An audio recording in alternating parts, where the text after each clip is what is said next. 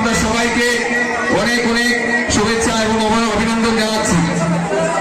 ধন্যবাদ আপনাদের সবাইকে। আমরা অনুরোধ করব আপনারা আমাদের এই দর্শক আসনে উপবিষ্ট হন, কারণ আমাদের ছোট ছোট ছেলেমেয়েরা এখানে বিচিত্র অনুষ্ঠানে